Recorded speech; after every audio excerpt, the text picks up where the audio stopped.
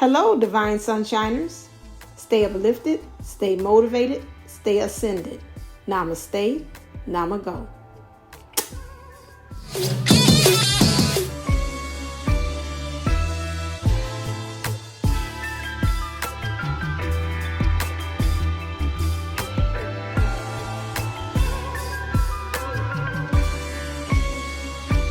Hello, this is Divine Sunshine coming to you another trigger warning. This is almost like a whole series. I'm firing off of all these triggers because if something's coming around, like I said, around the corner, and I want you all to be ready for it.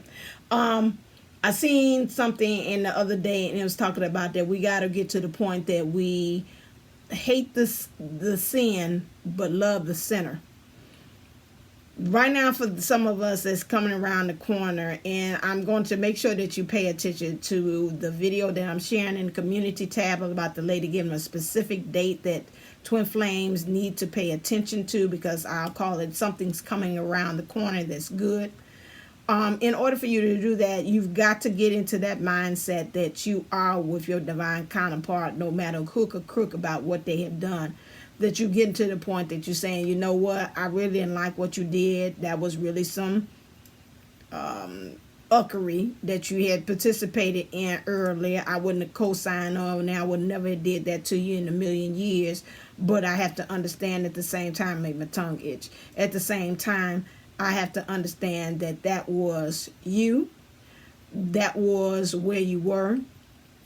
That now these situations that I call karmic situations, as you all call it, or these equalizer moments that the equalizer comes in, what you all call the karma, to balance the scales back again of true justice going on in your life, so you can be able to, which is calling in divine intervention to happen and occur, helps to put you back, recalibrate you back on where you need to be as track as divines.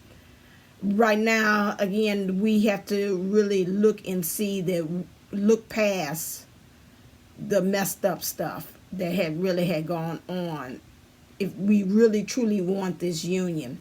Now, that's not even also, they bring it to me, they said, we're not even talking about outside, we're talking about also with self. It's some things that we have done within ourselves. The more and more I do these past life regressions sessions with people, I am seeing it's a lot of things that have happened that people are not forgiving themselves, and it's caused a fork in the road, as I call it, literally, that's caused this crossroads for people to come from this way and to turn in the extreme, go hard left to the left side.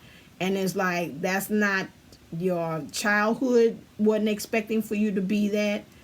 A lot of the sessions that I have, I feel like Dolores Cannon, I see why she wrote a book doing this stuff, because it's such rich resource and information about this that's in there. There is a lot of times you come in as a child, we know that, but then it's that one event that causes us to kind of say, it's the opposite way. It look like get out. I'm running towards you, and then I'm going this way when I was supposed to go this way.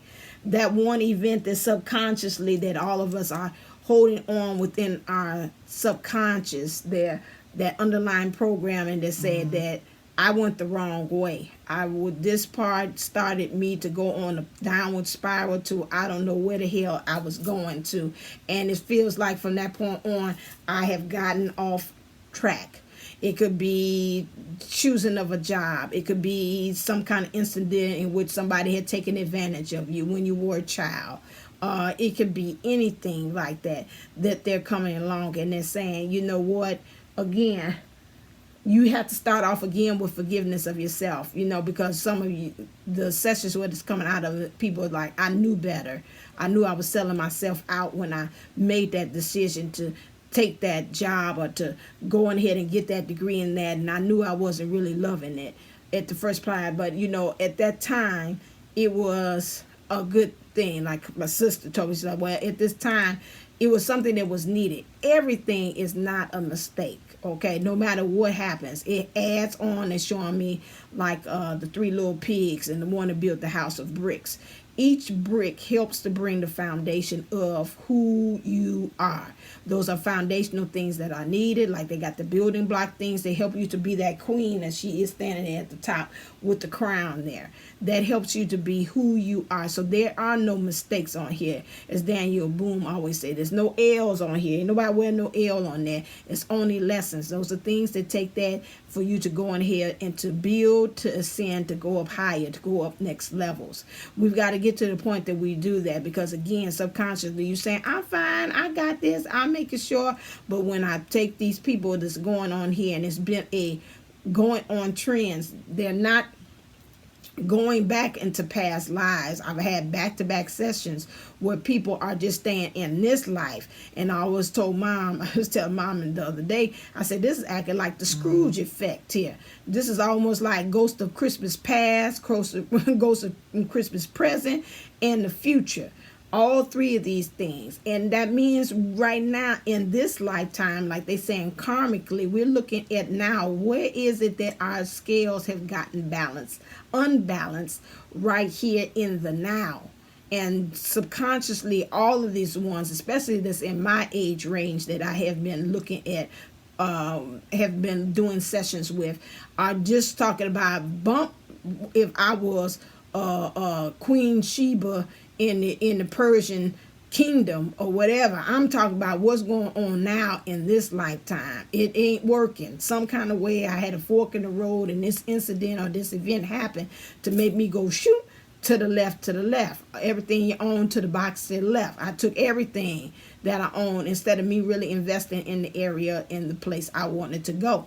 So we have to remember that's one area, a level of how we have to forgive the sin, the sin, and love the sinner. Okay, you made that. In my religious beliefs, metaphysics belief system, sin means you missed the mark. Okay, so when a person has sinned, that means you missed the mark. You missed the direction, the turn off, like we have at Expressway. Well, I'm meant to get off at 87th Street. Now I gotta go to 79th Street, and then I gotta come back all the way around, cross the bridge to come all the way back to 87th Street. Okay, that's it. The sinner is the person who has missed the mark. Okay, so whatever the event that's caused you to miss the mark, you dislike that. Yeah, I didn't like the situation. It was done to me. This parent took advantage of me sexually. Whatever that it is, that is the sin. Okay, but the sinner, again, you were upset with yourself because you put yourself in this situation, or you got yourself on that job, or you accepted that job, locked you in for 25 years. What are you figuring? What a waste of years, because I already knew I didn't want to be in here, but I knew it was a paycheck. Okay, so again, there's no losses. There's only lessons. Okay, now we apply that to other people. Some of us, it's very hard for us to carry over. Some of us, Spirit is bringing to me, I seen blue. Some of us, it's easier for us to forgive other people of the sin and forgive the sinner, and then and of the sin, okay, because it's other people. We're more lenient with them than we are with ourselves. So it's coming down to, again, that we've got to get to the point that we're forgiving ourselves as the sinner and the sin. And when we're looking at our counterparts, sometimes because they are a part of us, we have a hard time of forgiving them as well. We forgive them as much as we have unforgiveness with ourselves, and that carries over with them. And we have to get to the point of understanding and say, true, I need to leave the things on so you can hear. So my thing is, so you need to get to the point that you understand that when I even look at my DM, hey, that's the consciousness he was at that time. I could not really be investing. I had eyes on, and I'm banking in the potential of what he was and figuring he's going to do right. That's just like the lady from the from a session or workshop that I went to. She said that you cannot expect children to make executive decisions. I talked about that until the age of 24. You cannot expect for your twin to make an executive or spiritual executive decision until they have truly awakened. Okay, if they not awoke, you can't be looking for them to be making, well, if they was me, they should have did X, Y, Z. Well, heck, you awoke. So you expect for that to actually happen. But when we're talking about when they're not there at that age point, or they haven't fully ripened and gotten to evolve to that point, we can't really, that like they told us in the class, we cannot be banking on the kids. Well, you know, when you did the assignment, why you didn't do X, Y, and Z? Why you didn't know to make a different things? Because they were asking them to make an executive decision from a standpoint that they have not really grown from. And that's the same thing, matured yet in their mind. We're asking for them to make decisions that maybe they might be mature in their mind, but spiritually they're not there. So we can't expect for our twin flames to do that, and we can't hold them accountable at that time for that, because they haven't gotten into that. Because a lot of them at those times, they're morally bankrupt. It's not there. Not saying that it is, but it has been tapped out. Things have happened to them as well, and we cannot expect them to make those decisions that we said we expect them to. Now, I hear some of you all talk about the hell we can, but you can't. You're plugging in, like I told my mom, you're plugging in things into your counterpart that they have not been computer programmed, just like I got for the Geek Squad to get my computer back up again. I could plug everything. The thing is going to continue to run slow. It's going to continue until somebody comes and tune it up. That would be spirit. They'll come and tune it up to get it up to speed, get rid of them programs that no longer suit. How does that happen? That's where karma steps in and creates the balance. Then it's now could be running smooth as it should be on its own operating system, because it's already programmed. All it just needs is somebody to come in there and filter and get rid of the gunk and the things that that's no longer suited. You're going on old programs from before. And that's why I'm saying now, when we're talking about that, we've got to get to the point with ourselves, forgetting again, you can dislike the sin, and we ain't saying discredit that, but you got to get to the point that you love the sinner. And that's the same thing with your counterpart as well. You might not like the sin that they did, and you got the right to say that. But again, you got to get back on track and loving the sinner, because again, like I said, you're asking them spiritually, again, for them to be able to make a spiritual executive decision, and they have not spiritually grown there or had that growth there. You can't hold anybody accountable for. Same thing like they said about the brain. The children are not at that point that they can make that executive decision until they're at the age of 24. So when your person becomes spiritually the age of 24, I don't know what that is, almost like dog years or whatever that it causes, or the different 24 spiritual experiences that will get them there, then they will be ready. But right now, until then, they're not there yet. Okay? All right then. As always, stay uplifted, stay motivated, stay ascending. Namaste. Now go. Remember to get your access pass to 12/12 event. There's going to be a YouTube live event that's going to be held here on this channel, but you got to get your access pass for you to be able to get there. Black Friday, we're having the sale as well for $7.12, and then after the 24 hours is over with, we're going right back to $12.12. So if you want to take advantage of that, please do. If you want to see more details about what the event is and what's going on, please stay tuned until the end of this video so you can get more details and understanding as to who is going to be there and what the topic about bringing in divine order is going to address. All right then. And also remember to always like, share, and subscribe to this channel. Especially we got good stuff, especially for those that are really wanting to improve their life and really have the keys into union to go step up into the next level. You need to make sure that you share and you like and you hear so you can get it. All right then, as always, stay uplifted, stay motivated, stay ascended. Namaste, namago. Love you.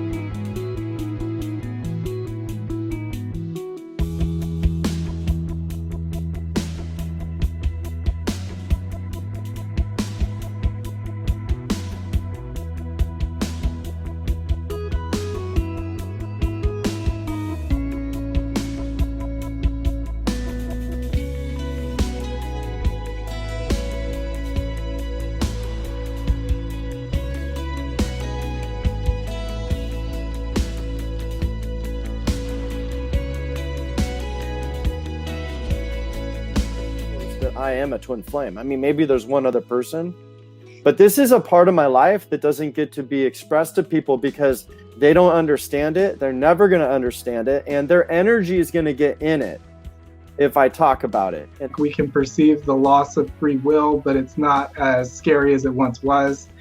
And I think that just massive tectonic plates of shifting, stifled emotion is happening, not in a way that's debilitating, but in a way that is persistent.